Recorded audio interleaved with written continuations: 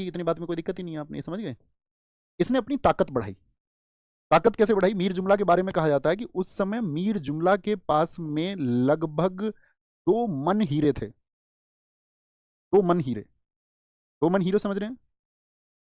जब वो व्यापार करने आया तो इतने हीरे का व्यापार करने आया था, फारसी व्यापारी था। और कहते हैं यहां पर रहते रहते उसके पास में आपका 80 मन हीरे हो गए। 1 मन होता है 40 किलो। इतने हीरे हो गए। उसने अपनी सेना इकट्ठी कर ली। 5,000 उसके पास घुड़सवार थे, 20,000 की पैदल सेना थी एक व्यापारी के पास में। बिजनेसमैन है कि भैया राजा है, क्योंकि बिजनेसमैन राजा बनने का सपना देख सकता है। उसने देख लिया सपना। तो बीजापुर का जो पड़ोसी था उस समय पे, कर्नाटक एक प्रदेश अलग हुआ करता था, कर्नाटक पे उसने अटैक कर दिया, वहां के राजा को भी हरा दिया। तो गड़बड़ किसके लिए पैदा हो गई? अब्दुल्ला कुतुब शाह 11 वर्ष का गद्दी पर बैठा था। 30 वर्ष बाद तो ये कितना हो चुका था आपका? 31 वर्ष का। अब इसको समझ गया, मीर जुमला तुझसे अब गद्दी छीन लेगा। तो मीर जुमला ने सीधे सीधे हेल्प मांगी शाहजहां से। भाई साहब हम तो तुमको पैसा देते थे ट्रीटी का, ये मीर जुमला हमको पैसा नहीं देने दे रहा है तुमको, और यहां पर ये पावरफुल बन रहा है। तो मीर जुमला के खिलाफ ये अभियान किया गया। हम सब करें, बात समझ में आई? आसान सी बात है। मीर जुमला जो व्यापारी था, इसके खिलाफ ये अभियान हुआ। ठीक है। और कुतुब शाह ने किससे हेल्प मांगी होगी? सीधी सी बात है, आप कॉमन एक रिलेशन लगा सकते हो, शाहजहां से। लेकिन इसने फिर क्या किया? भाई साहब गलती हो गई, मुगल आधिपत्य इसने स्वीकार कर लिया। बोला आज के बाद नहीं करेंगे ये गलती। हम तो सोच रहे थे राजा ही बन जाए, लेकिन हम तो व्यापारी ही सही है। ठीक है। ऐसे ही जस्ट 20 वर्ष के बाद में जब उन्होंने देखा गोलकुंडा ने विद्रोह कर दिया, तो बीजापुर की संधि भी किस वर्ष की है? 1636 की। सेम ईयर में तो हुआ था, दोनों को जीता था। तो 20 वर्ष ही यहां बाद विद्रोह हुआ, और 20 वर्ष बाद ही विद्रोह हुआ आपका बीजापुर में। तो यहां पे लिखना 1656 में पुनः, फिर से पुनः बीजापुर पर आक्रमण। तो ये दोनों 20-20 वर्ष बाद हुए, परफेक्ट। इसके समय पर अभी शासक कौन है भैया? शाहजहां है। Again attack on Bijapur, again attack on Bijapur. Bijapur Karnataka in 1656। क्योंकि दरअसल में देखो क्या था यहाँ पे, अब तक 1636 में जो संधि साइन की थी वो की थी अली आदिल शाह ने, जो यहाँ पे शासक होता था। बीजापुर में कौन शासक थे? आदिल शाही यहाँ पर चलती थी। और 1656 में अली आदिल शाह की डेथ हो गई। अली आदिल शाह की डेथ, अली आदिल शाह की डेथ हो जाती है। और जब अली आदिल शाह की डेथ हो गई, तो इसकी जगह आ गई इसकी बेगम। उसका नाम था बेगम बड़ी साहिबा। बोले भैया प्यार से ही तो बोलते होंगे, बेगम बड़ी साहिबा। नहीं भैया, इसका नाम है बेगम बड़ी साहिबा। तो बेगम बड़ी साहिबा जब गद्दी पर आई, तो इसने एक बच्चे को अली आदिल शाह की जगह क्या बनाया? शासक बनाया, और संरक्षिका खुद बन गई, और शासन अपने हाथ में ले लिया।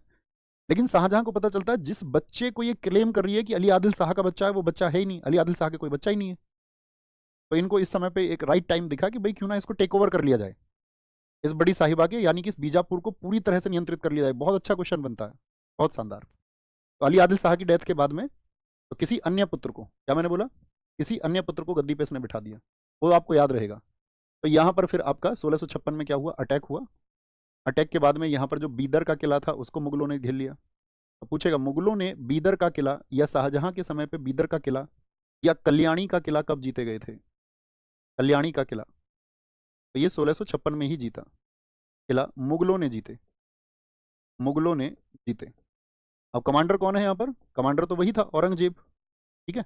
अब औरंगजेब को किसकी हेल्प मिल रही थी इस टाइम पर? मीर जुमला।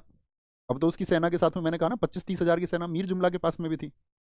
5,000 तो घुड़सवार ही थे पास, उसके पास 20,000 सैनिक थे। तो 25,000 लोगों को लड़ा दिया उसने।